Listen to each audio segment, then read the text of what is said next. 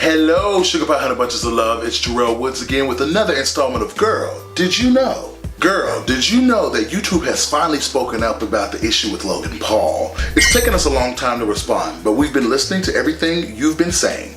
We know that the actions of one creator can affect the entire community, so we'll have more to share soon on steps we're taking to ensure a video like this will never be circulated again. BuzzFeed then comes out with a tweet that was shared by YouTube saying that Logan Paul has lost his business deal with YouTube amid the outcry of his Suicide Forest video. So Logan's lost his check, y'all. Drag her! Girl, did you know that OG YouTuber Shane Dawson has been brought up on allegations of pedophilia? Shane Dawson has a podcast called Shane and Friends. Pop Blast, which has about 700,000 subscribers, posted a video that said Shane Dawson is a pedophile and here's the proof.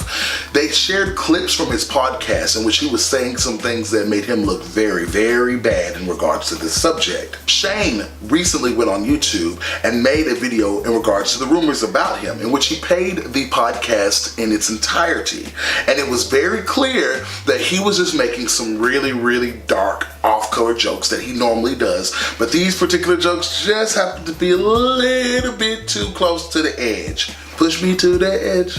All my friends are dead. Shane, baby, you ought to know as a man who is a part of the LGBTQIA community that we cannot joke about touching these little boys. The community as a whole just doesn't understand that there's a difference between a gay man and a pedophile. There's a difference. Girl, did you know that Senator Gerald McCormick is trying to pass a bill that could be very detrimental as far as the bathroom issues go for transgender people in school systems? The legislation requires either that the Tennessee Attorney General defend or the state provide financial help to school districts and officials facing legal action over any policies designed to protect the privacy of the students from exposure to others of the opposite biological sex. This includes locker rooms, this includes the gym, it includes basically anywhere where students are in various states of undress. There are a plethora of things wrong with this issue, but the thing about it is, what he's trying to say is, if transgender people want to use the bathroom in schools and you don't want to allow them to, the government will go ahead and pay for you not to get sued or pay for the legal ramifications of it. Basically discouraging the government to pass laws that protect transgender youth. And as we know, if some of us aren't free, then none of us are free. Girl, did you know that Miss Juicy from Little Woman of Atlanta came for Tonya and her baby this morning on the Ricky Smiley Show? Miss Juicy was apparently feeling some type of way because when her castmate Tonya had her child, she had certain members of the cast and crew that were allowed to come and see the child in person. Miss Juicy was not invited. So this bitch busted in like Maleficent because she wasn't invited to the party, ready to curse the child so she'd prick her finger and fall into a deadly sleep. Miss Juicy, baby! Later on, Miss Juicy was, however, allowed to see a picture of Tonya's child and apparently was asked who she felt the child looked like, the mother or the father. She says that the child looks like the mother and both her baby daddies. She says that even though it's not biologically possible for a baby to have two biological fathers, because Tonya was apparently still having sex with the other man while she was pregnant, the baby was possibly sprinkled with the other man's essence, so to speak. Drag her! Ricky Smiley's messy self calls Tonya onto the show while they're actually recording this morning. It was hilarious. Miss Juicy was not having it. She said what she said is what she said. Miss Petty is what I like to call her. Girl, did you know that H&M is being drugged through the coals for their depiction of a children's wear hoodie that said coolest monkey in the jungle, but it was being modeled by a very dark-skinned boy?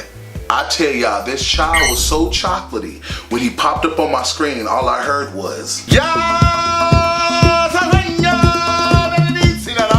Throughout the marginalization of black people, we've been compared to apes, monkeys, and things of that nature. A lot of people are arguing that because of the company is a Swedish company, they had no idea about the negative implications to comparing a black man to a monkey in any way. A lot of the people in the community are arguing that that is false, that racism against black people is rampant amongst Europeans as well. There were depictions in the advertisements of other young people that were not of color that had different animals on them, as like lions or a tiger. People are saying that it's negligence at best and outright racism at worst. Take a look at this picture right here. The little white boy looking over at the black dude like he about to pull out a Glock 9 out of his little fanny pack. This is a child!